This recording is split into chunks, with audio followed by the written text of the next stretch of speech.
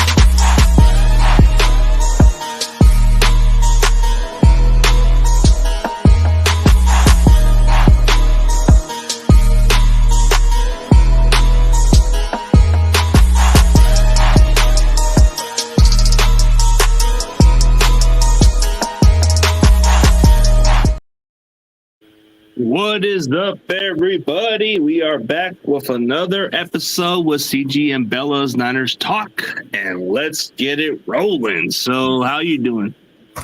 I am okay. It is a short week. I am ready for Thursday night football. What about you? Yeah, I am. I'm so drained about this game. I mean, this is just something I had to get off the system a little bit. But yeah, you know, how'd you feel about this game? I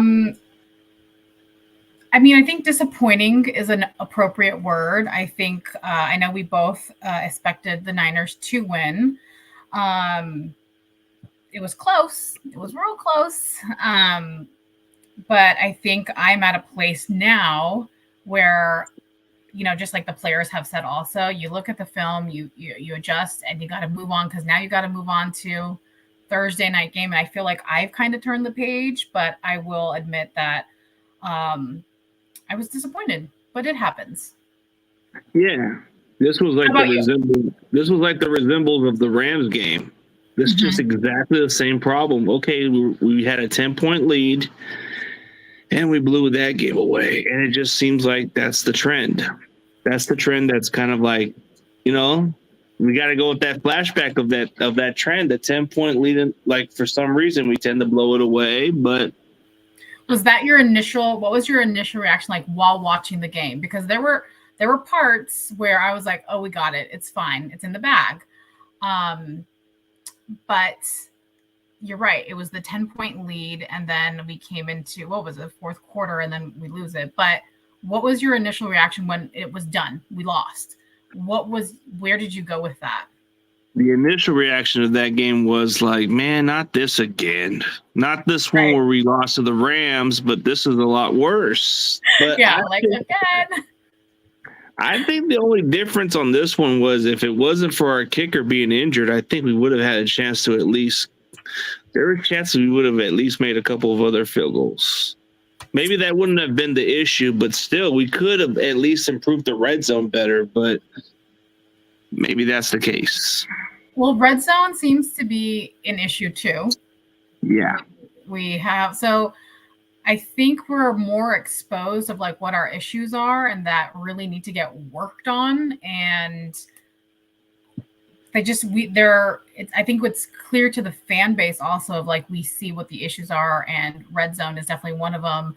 And I don't know what it is. Is it the curse of, I wouldn't even know what to say, but you are right. That 10-point lead, and then we just can't seem to like put the other team away early enough that we feel comfortable. Like our team is working so hard for so long. Yeah. And here's an interesting stat. You know, I think Steve-O kind of put a good stat besides him saying it, because he's probably frustrated. Like most of us fans are frustrated, but yeah, he kind of has that vibe. See, this is what he's saying by the statistics.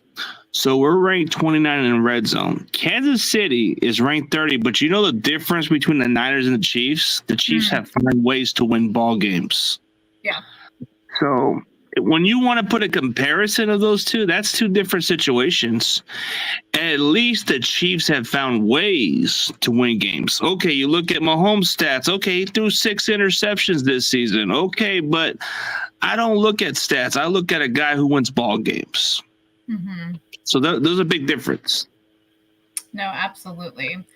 With the red zone, where do you think the corrections need to be made?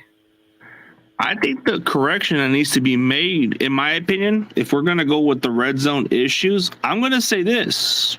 Why not we just go with the formula? Like you saw when we first got the touchdown to Kittle, right?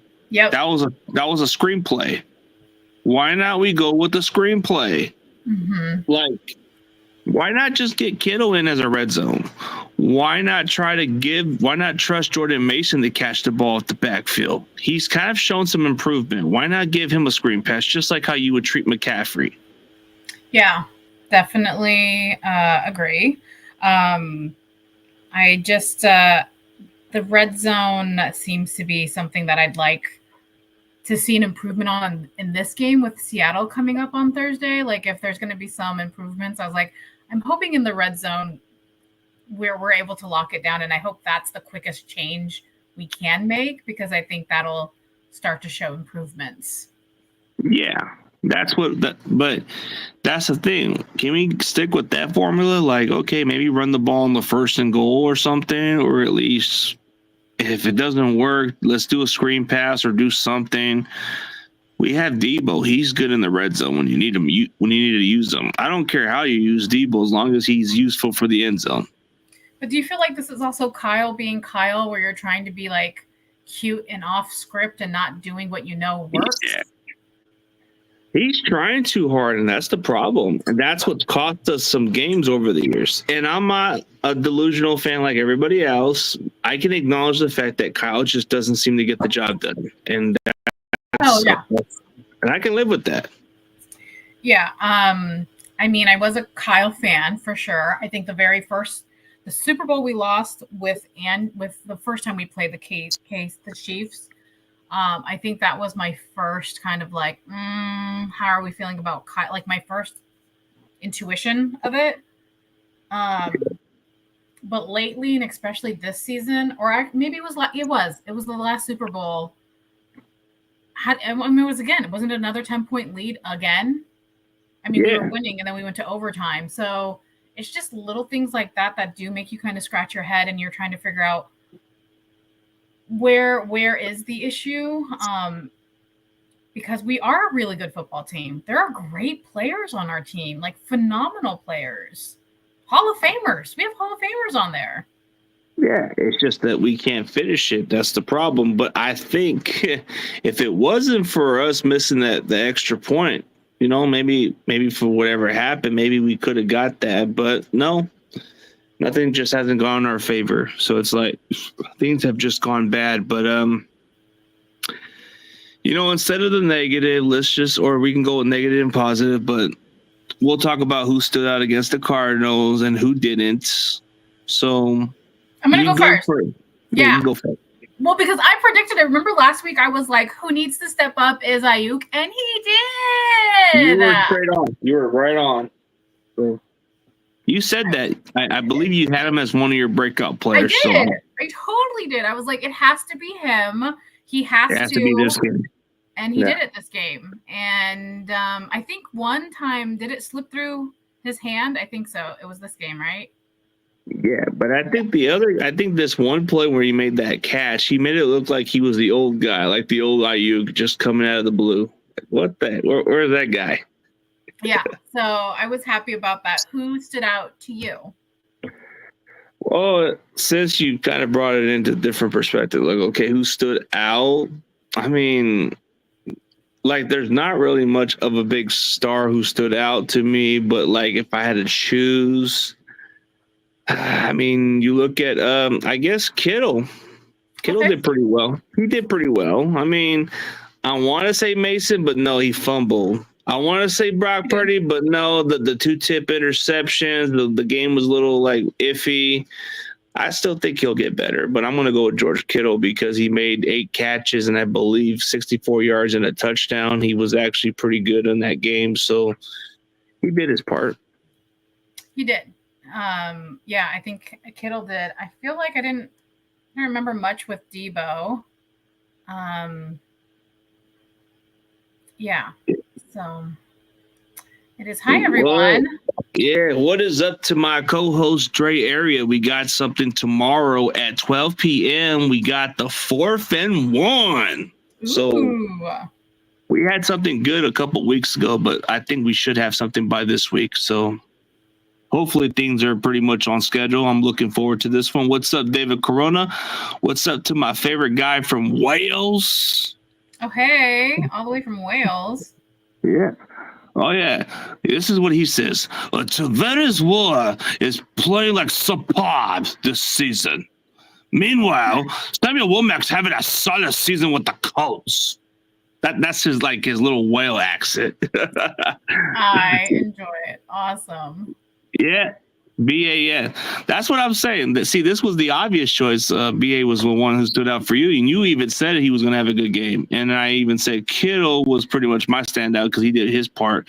Yeah, we got something tomorrow at 12 p.m. on 4th and 1. Definitely tune in. If you ain't with it, get with us, like they say. Oh, For you sure. said that. Yeah. Trey, I also think BA has pressure. Like, there has to be pressure when you know you got a big paycheck.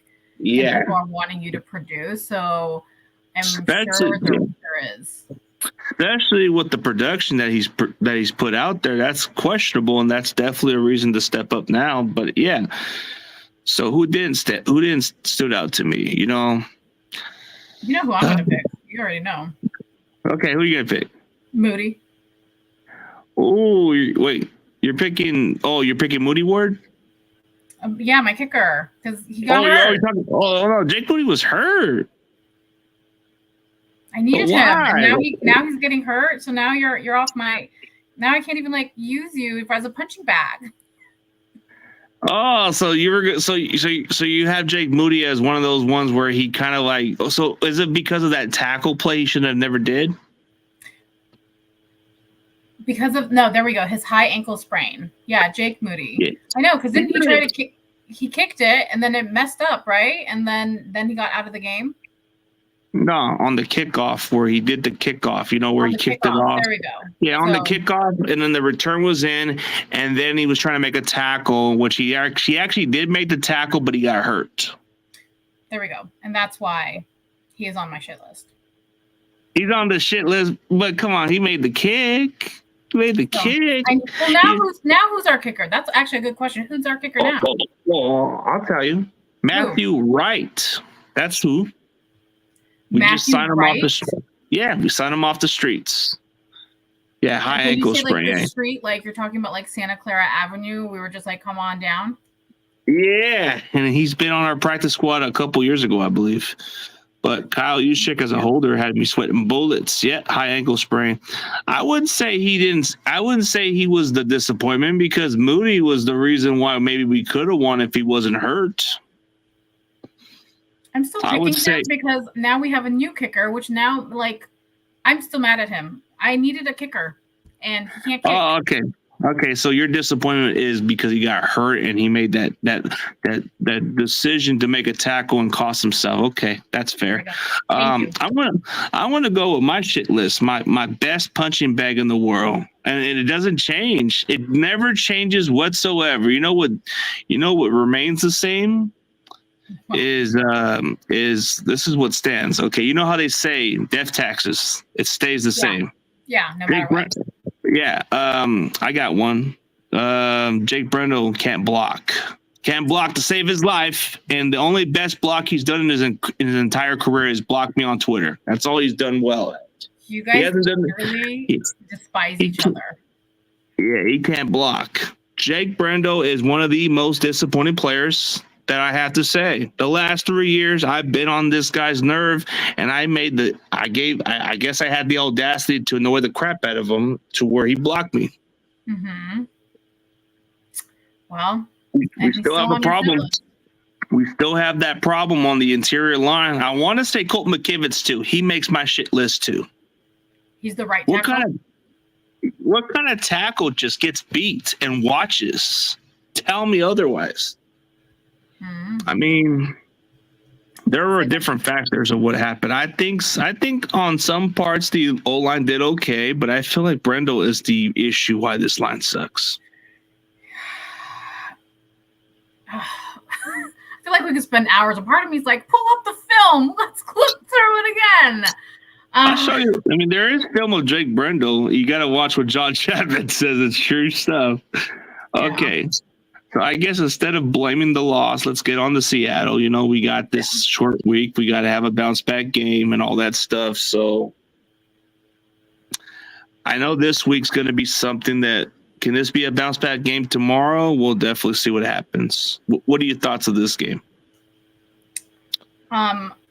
So I know I'm hearing all over the place, like it's a must win. It's a must win. I think Seattle is also in a place where it's a must win for them too, because I want to say they lost their last two. They lost to the Giants. You know, they're on a 2-game losing streak. Like right. since Monday Night Football against the Lions, they just haven't looked as good as they are. So I think we're both in the same like energetic field of desperation. Yeah. They have the advantage, in my opinion, because they're on their home turf. I feel like there is a bit of an advantage for them due to that. However, I know that the Niner team travels really well. There's going to be a lot of Niners there. So my score prediction is a little on the crazy side, only because I feel like it's going to be a really, really close game. Because I think both teams know, like, we need to really hone in. And no matter who you are, any Niner fan knows that this game is always a really hot game, not only because it's the Seahawks, but it's a divisional game for us too. So it means a lot. Yeah, I think you look at both teams struggling right now, and both are desperate to win. But I think it won't matter for Seattle, even if they lose this game. I think it just kind of like, for us, it does matter because we can go into this game 2-4. We don't need to go to that. We need to go into 3-3 and go on to Kansas City soon once we get home. But yeah, that's the main key. But is that the schedule? Is after Seahawks, KC? Yeah. Oh, wow. Well, at least on the bright side, they are worse than us in the red zone. So maybe Christian McCaffrey gives us some boost in the red zone if we get him back from that time. But possibly, but yeah, possibly. I'm not holding my breath on Christian for a while. I think if he does return, it'll be us either being it'll be a playoff game is where I think would be the smartest place to fully bring him back. What do you think? I think he's already pushing himself in to get to the season. So it looks like he is leaning towards playing against Kansas City from the looks of it. I don't know if it's true. But we may be able to get Ricky Pearsall for that Chiefs game. This is true. I know that Huff is out again. He hurt himself. Yeah. You see that? Yeah, he hurt his wrist. So basically, he came back for one game after his ACL, right? Yeah. Sad.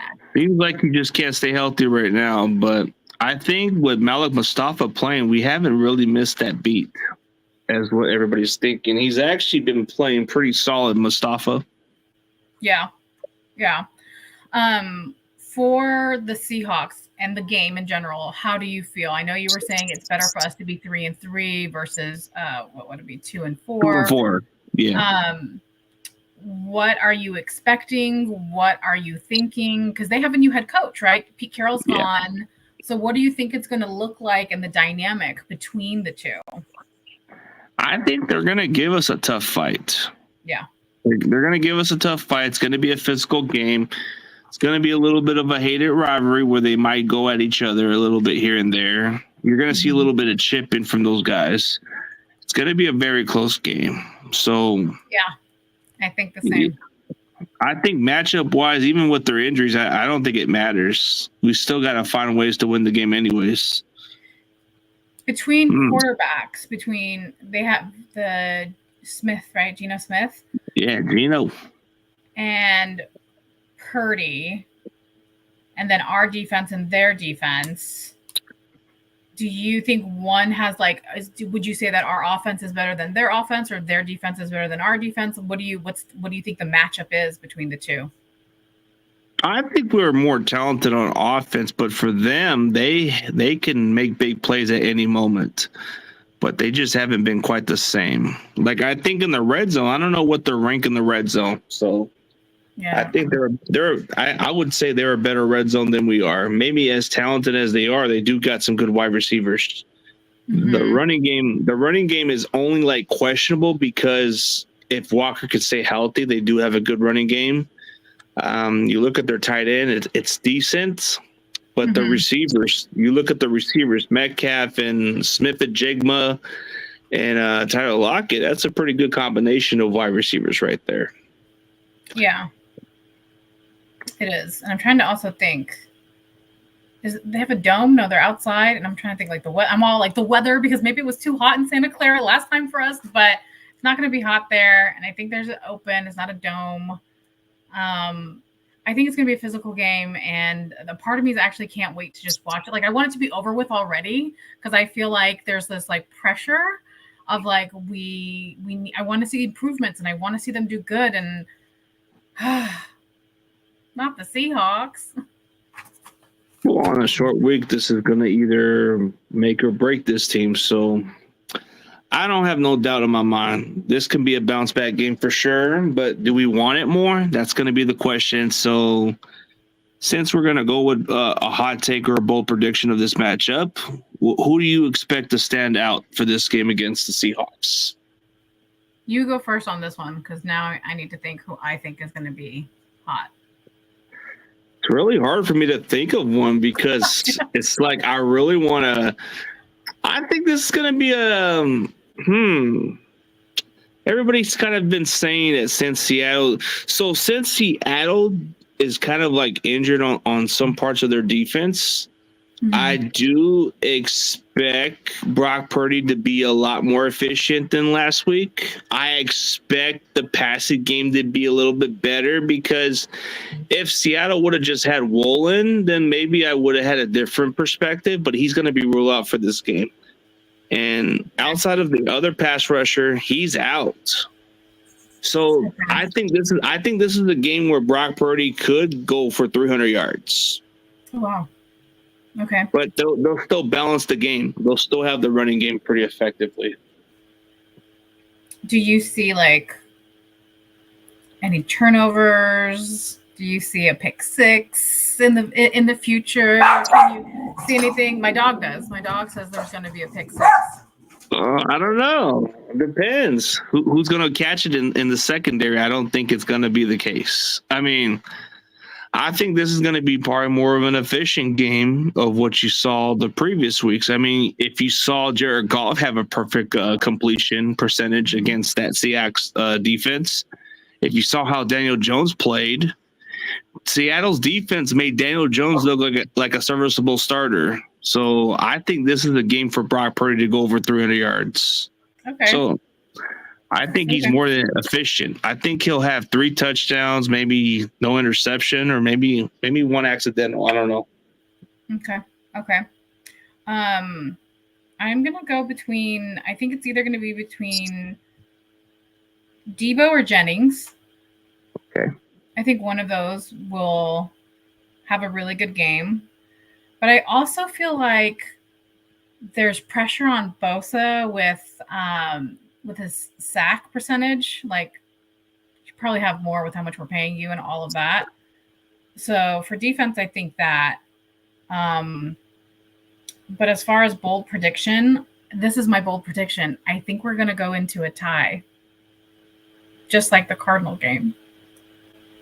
So it's going to be like a tie, but how do you see this go down to? It's going to be time management. I think we're going to have a time management issue. This is me. This is wild. Time management issue. It's going to go down to the wire. Then it's going to be a tie. Hopefully it's not a 10-point lead that we lose again. And then we win. But this time we win. So basically it's like a repeat of last week, but we win on this side. Okay, see, now that's a little bit of something to be optimistic about. But maybe this time we have our kicker for this moment because we didn't have our kicker for that game against the Cardinals. But well, you're saying, what's his name? Matt off the street. I don't even see him on the roster. Matthew, we just signed on Matthew Wright. Well, let's see what Matthew can do. Well, in his entire NFL career, he's made he's kicked 47 out of 40 kicks, and his longest field goal from distance 59 yards. Cool. He's my favorite. Well, he's got a strong leg, so that's not going to be a problem with him. So all that matters. So yeah, I think it'll be, because I do think it's going to be, like you said, I do think it's going to be a physical game, but I do think it's going to be a back and forth game. Yeah, I think it's going to be more of a little chirp between the defense and offense. I'm going to see. It's going to be like DK and freaking Lenore go at each other. Ooh. I think those two guys are going to get a little feisty. That could happen for sure. Who's their new coach? I don't even know for the Seahawks. Oh, Mike McDonald. Why does that name sound so familiar? He came from the Ravens. Oh, okay. All right. I was like, what? Oh, you know what that kind of reminds me of? What's the other guy's name on the Dolphins? That coach. You're talking about Mike McDaniel. McDaniel. That's where I'm getting confused. I was like, wait a minute. What happened here? Yeah, no, this guy's Mike McDonald. He's a DC for the Ravens. That came from Seattle. Got it. Okay. All right. I get that. Okay. Let's talk about a little bit of a hot take too. When you heard about Robert Saleh getting fired, did you automatically think the Niners please pick him up or anything of that nature? Like I was hearing all over the place. What was your instant reaction? Well, when I heard about him getting fired, I was just kind of curious. I was very curious. Like, why was he fired? It's just it's 2-3 for God's sakes. If he was 2-5, then yeah, they can do whatever they want at that circumstances. But when you look at how it happened, I don't know if this was true reports, but I heard that Woody Johnson, the Jets owner, had a conversation with Aaron Rodgers, and this is what escalated the next day. And then that's what I heard, that maybe Aaron Rodgers wasn't happy with Robert Saleh. I heard that too, or at least that's the rumor mill on social media. So we shall see. We shall see. But hey, what's up, Jerry? What's up, Jerry G? He's a good Saints fan, good guy. Good to see him. Yeah, he has a good channel. Yeah, no problem. Anytime. Man, Tommy has that little energy, man. There's a moment that he feels positive about the team, then whatever the time we play, but he'll change his tune. I think in the spirit of Tommy, he's saying we're going to win. We're going to win on Thursday, damn it. I think it's very possible we're going to win. It's very possible. It's very possible. It's just the way how Tommy feels like that week against the Cardinals. It's just that deja vu, I think that's how he's thinking. I can understand why he thinks that way. I do too. It's going to be okay. We're going to make it through. Yeah, I just thought it was kind of dumb how he got fired. I just heard that that's what the case was, and he was escorted out by the security guards. Yeah. From the building. Yeah, where did I see it on? I think I saw it on Twitter, maybe. Yeah, he was escorted out by the security, but Pat McAfee had some questions about it with Aaron Rodgers, and if you saw the interview by Aaron Rodgers, I can't trust him. He seems to be lying. Wait. Go back. You're saying Aaron Rodgers is lying? Yeah, no, Aaron Rod, like the way he said it, it just sounds kind of like he's just being nice and trying to say the other good things. Of course, he's not gonna say that and say, "Oh yeah, I fired that dude. I couldn't stand him." Well, but you have to say that Aaron Rodgers is probably a huge influence of what did happen to him, because if Aaron Rodgers did not like him or it didn't feel like he was compatible with him, I best believe he's going to have like his concerns known. Yeah, there was reports when he was in Green Bay that he wanted what's his name, Matt LaFleur fired. Oh, He wanted, that was reports I've heard that he wanted Matt LaFleur to be out of a job because he didn't like his offense that much. But then they traded him. Mm-hmm. Then they traded him, and that's what happened. So. Well, here's my other question. Do we know who's the Jets' new? Ooh, you want to know the Jets' new? Want to know the Jets' new head coach? I don't know. He used to play for the 49ers. He was our linebacker. Jeff Used to play? Yeah, he used to play for the Niners in the early 2000s. Who is it? Jeff Ulbrich. Yeah, he was one of our special teamers, number 53. Man, this guy was something else. Okay, yeah, the 53 I know is Navarro Bowman, but okay. Yeah, but 53 in the, like, if you were in the early 2000s where it was hard to be a Niners fan, Jeff Ulbrich was one of them dudes. Him and Derek Smith. I actually have a autograph signed by Derek Smith. Do you? Oh, that's cool. No, I don't remember. I mean, my memory. Oh wait, I think this is a Derek Smith autograph right there. Oh, that's really cool that you have that. Yeah, that was one of Jeff Ulbrich's teammates that always had fun with him, so he was cool. That's really cool. I don't know. I think in the early years, Derek Smith had a good personality, but since I interviewed him a couple years ago, he just seemed like a chill, mellow dude. Oh, that's cool. Is it also, and then this is just me asking this question because I really don't know. I know an owner who owns the team. I mean, can you just fire a coach at any time? You don't have to, like, I don't know, like, even if they're in a contract, or do you pay them out? Because I kind of thought firing a coach right now when it's only week 5 was a little odd, but you can, I mean, clearly you could just do that at any time. You can fire them because you can fire them at any time. You know, the thing is they still got to pay them the contract anyways. Oh, I see.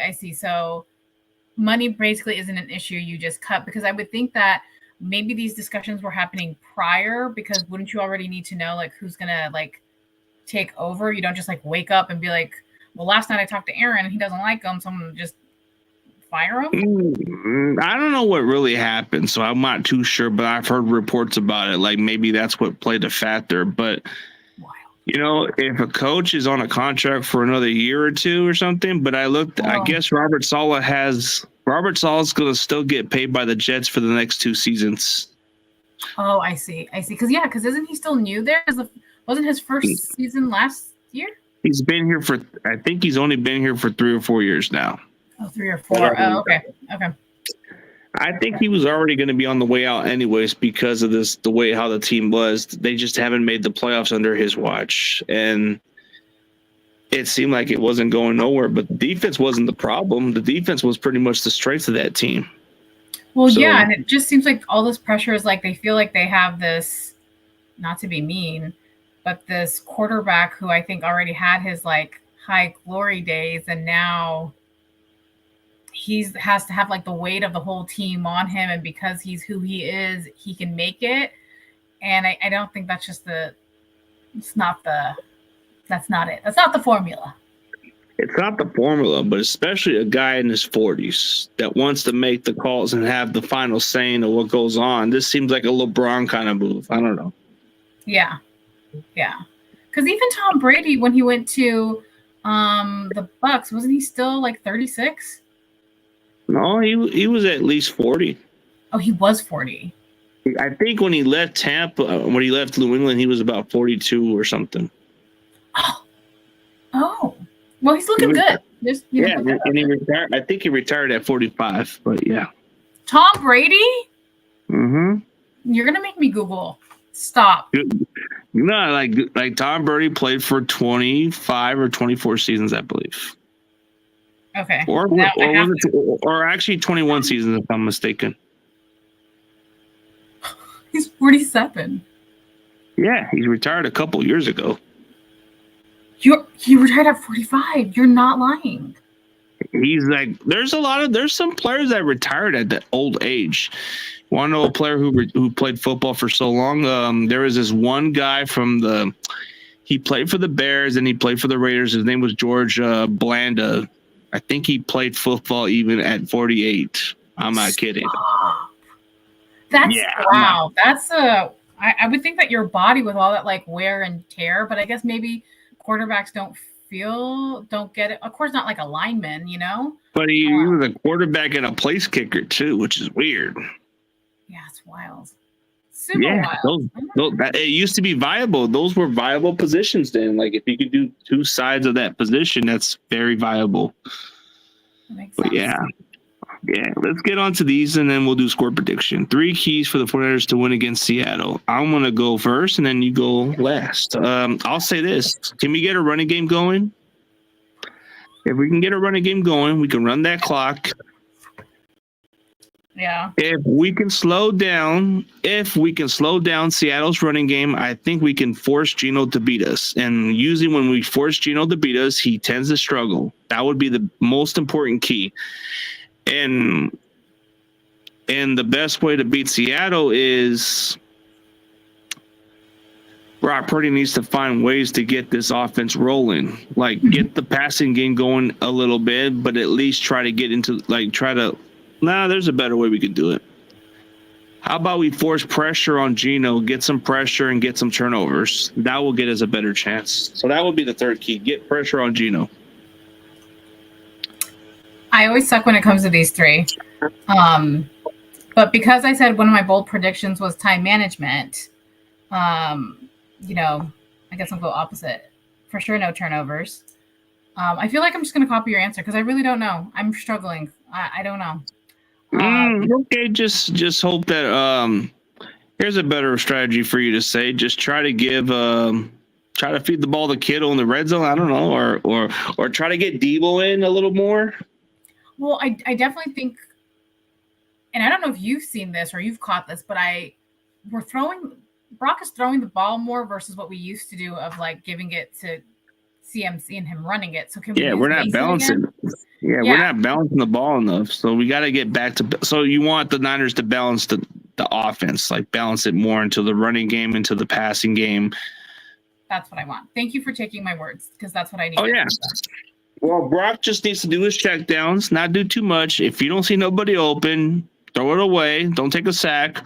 Or if nobody's open, maybe you get your check down receiver, get your outlet receiver, and just throw the ball and hope for the best.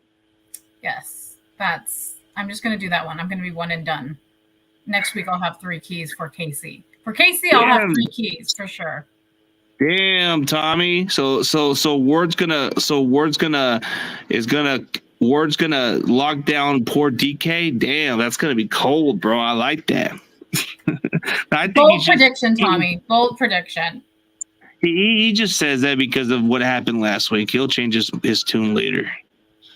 Let's see. So, score prediction. What do you got? Okay. I think it's going to be a good Thursday night football game. I think it's going to be the best by far this season. So I'm going to say the Niners 31. We're going to finally get in the red zone a little bit better. I say 31-27 Niners. I think Seattle's going to try to almost come back, but then we're going to close it at the end. Okay, that's good. I like it. You said, Tommy, 50-0 Seattle. So now the Niners are winning? No, you said Seattle, so we're losing. Yeah, I think he just says that. He says that for fun. It cannot be that bad. We're gonna get on there. Come on, Tommy. It's because we lost to the Cardinals. That's why you're saying that. Come on, dude. It's gonna be okay. I said 21-23 Niners. Oh, 21-23. So we make that field goal and win by 2 points. Okay, that will be something that we can overcome. Okay, I like that. Mm-hmm. And yeah, I'm excited to see our new kicker, Matt, because I'm sure he's going to kick the ball. And you know what? I'm going to be really frustrated if there's an opportunity and we're at the red zone or I don't even know, closer, maybe even like 10 yards or whatever, and we don't run it in for 7 points and we're kicking it in. That frustrates me. Because we should close out the game. Yeah. And it's like those moments when Kyle, and he's done that. I don't remember, was it with the Rams? Where I was like, why are we starting it off when we have the opportunity to run it in for 7 points and we're kicking it in for 3? Make sense. He thinks too damn much. That's his problem. But what are you thinking about? I don't understand. Isn't 7 more than 3? No, but he's trying to be a little too cute and say, oh, this is going to work. Let's try this. Dude, just stick with your basic formula. It's been working for quite some time. Why not just don't change what's not broken? So the boldest of the boldest questions I'm going to ask you right now as we are approaching 40 minutes. Okay. Do you think Jed York is tilting his head a little bit and scratching it, thinking about Kyle? I don't know. I don't know what Jed's thinking. I think he's just thinking about money. I think the only thing Jed cares about is money. But if Kyle isn't producing any other fans to come around, then I think he might have a little talk with Kyle. But other than that, I don't think he's too worried about it. I think he's kind of saying, I got the guy that can get the job for us, but I'll let him do what he wants. He gave Kyle a lot of power, so I think he's trying to. Mm-hmm. I don't know. I don't think Jed is too concerned about it like that. Okay. Do you think he is? I think the question more is, at what point should he be? So I kind of think once the record, if the record goes to a not so great record, then I think at that point, like there's no reason we shouldn't make the playoffs this year. I think no excuses. Yeah, There should be no excuses. If we don't make the playoffs this year, I think it warrants him to kind of maybe take a deeper look or understand, because your players are getting older. You pay them really, really well, and something's got to give, because I think your fan base also gets to a place of like, you own the team, so you do have a say too. And there's only just so many times where you can, I feel like, be disappointed. Of course, the fans aren't really leaving, but it's disappointing because you want to see an owner actually take ownership of his team. Yeah. But I don't know. I just think Jed is not like, I don't think Jed is like too concerned about it. I don't know. He seems more like he trusts what Kyle does. Yeah. I mean, I can also see what you're saying, where he's more of a guy where he's like, whatever, I paid the money, I'm going to go to Ibiza and hang out and party, and whatever happens. It is what it is, and I'll just come back later. But I think there's also, I feel like there's got to be pressure of like, you can't keep getting like just enough. Like you gotta close. You gotta close out and win the big one. Yeah, that's pretty much what he needs to do. But I don't think Jed is like too worried about it like that. Like I think if it came down to a terrible start where we're just 5-12 or worse, then he might have to question it right now, but not right now. Yeah. Well, okay. So I definitely think we're winning on Thursday. I do. Now the next two games I'm not going to lie to you. The Kansas City game makes me nervous. I think we can all agree this Kansas City game could be possibly the loss in my head. Yes. Yeah. Because even if they're not good in the red zone, they're going to look good in the red zone for some reason. And I don't know. I will say, I'm always going to pick the upset over this one. So this might be my hot take for the upset, but I'm not going to count on it. But it wouldn't surprise me how it plays out. When you say the upset, you mean what? That the Seahawks are winning this game? No. I'm talking about like the next game we play. I can see an upset. I can see an upset where maybe Kansas City overlooks us, and then they just get a little too cocky, and then it costs them. And even the refs couldn't save them for that one. Yeah, but I can also see them being like, it doesn't matter if I win or lose this game right now with you, because I already beat you in the biggest game there was this year. They could be one of those kind of mindsets too. Yeah. But so we'll see. Yeah. And then the real Super Bowl will be after that when we play Dallas. Nah, I would say more like a primetime game, because Dallas is like a primetime game. But I wouldn't say Super Bowl, because they're just NFC to us. They're just like our, we'll see. I think it's gonna be a very close game when we play them too. So we'll see. Too. I do. Yeah, it's gonna be a great season. It's gonna be a great season. You're gonna be at the edge of your seats. Yeah, for sure. But I think we pretty much covered everything. We'll definitely see everybody next week. Hopefully everything goes well. It will. Go Niners. Hell yeah. Let's go.